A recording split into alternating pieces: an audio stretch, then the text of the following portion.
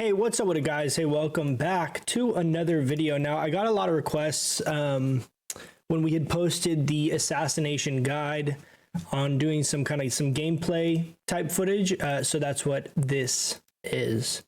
Let's turn this down on a little bit here so we have some audio. But these are the talents I'm running. We're at 207 gear now.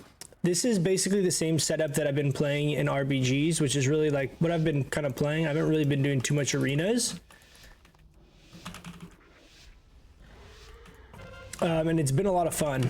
I actually have really been enjoying it a lot. The legendary running is the Master Assassin legendary.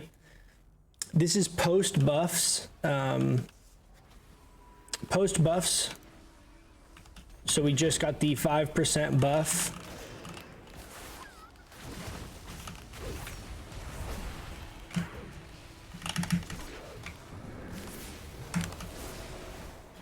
Nice. Big burst right there. Go ahead and cloak that.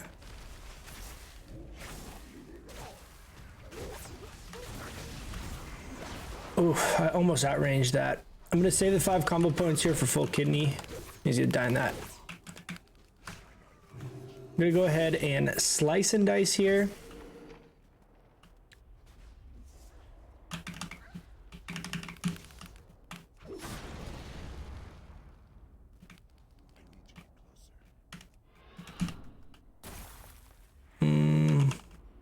Should be fine. Just gonna go ahead and grab that. We should. It's 4v. We should be okay. I'll go ahead and jump on this priest here. I'm gonna reactivate actually slice and dice with these combos. I'm gonna go ahead and kick him with the Garrote silence, blanket silence there. He can't do anything. Got full kidney out of that. Nice. Go ahead and Garrote into Rupture here just to get our bleeds up, and then we can go ahead and 5 combo point Venom. I'm gonna save my Sepsis here because we don't really need it for that. Now, a couple things you can do differently here is I actually really like this Master Poisoner talent, but Elaborate Planning does give you a little bit better burst. Just the way that it works with getting off like multiple, envenoms or whatever you may be doing. Okay, I'm gonna go. Oh, that was a good fear. I'm actually just gonna hold Trinket here. I'm gonna go up here. I missed the kick right there.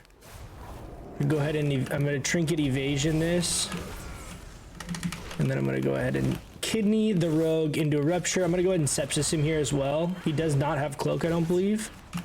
That's okay, I'm gonna run from that. Garrote Rupture on this guy. I'm actually gonna vanish here, so these will all crit. He's got a shield on him there, but you see it ate through the shield. So if you dot up, dot up your target entirely, and then and vanish or are able to get a re-stealth, it can be really effective because all of your dots are going to be critting on that target.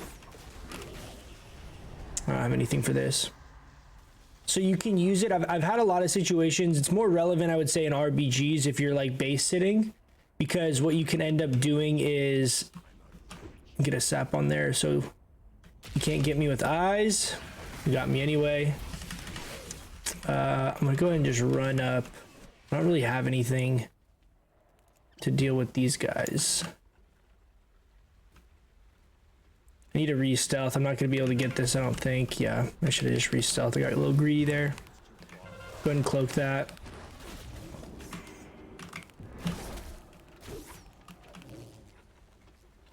He juked my kick.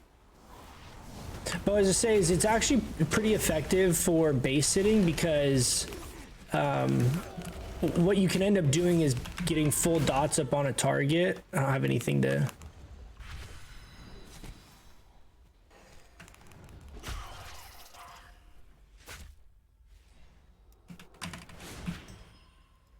Oh no. Flying Serpent Kick got me?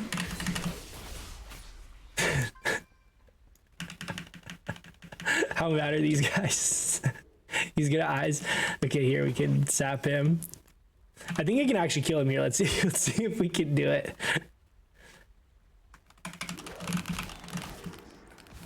I don't have nice. There we go.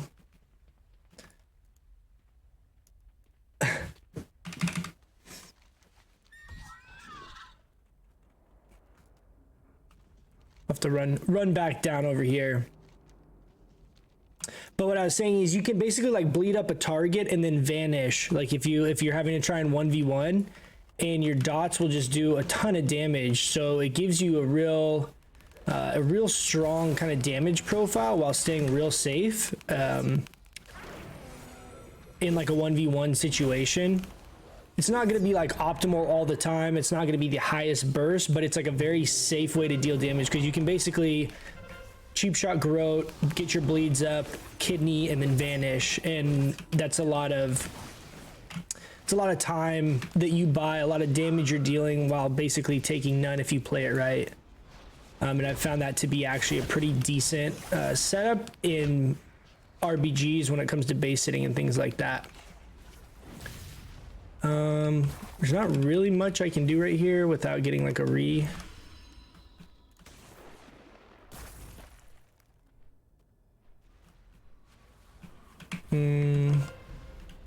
Go for a re-stealth here. Go ahead and pop slice and dice early.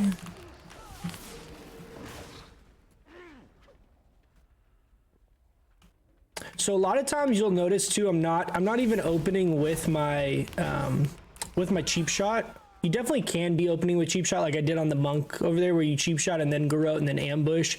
That'll actually get you up to 5 combo points. It's a pretty effective opener against a lot of healers and mages and stuff like that. I'll actually just open with Garrote because you can basically mark for death kidney right out of the Garrote, so the blanket silence is on them until your kidney. You're basically chain CCing them, but you're not putting them on the stun DR. Whereas if you cheap shot in the opener, they obviously can move around and things like that, but you don't stun DR. So your kidney is going to be like a full 6-second stun, assuming you cast it at 5 combo points. So against like shamans, things like that, like I'm kind of wasting some combo points with the ambush right there, the way that I'm doing that, because we were technically like a little bit over, but it's really ideal not DRing your kidney if you can do that. And it's not something that you do all the time, but it is something that's pretty unique to Assassination. So I'll just blanket silence. You can also potentially, if you wanted to, run Iron Wire, which is going to give you a 1 second bigger or 1 second longer duration on your silence. Can also be really fun too. And even potentially popping out of stealth and growing like 3 targets out of stealth is not bad either. I'm gonna go ahead and so here, like, he's silenced there and then into the kidney, and he can't do anything during that time.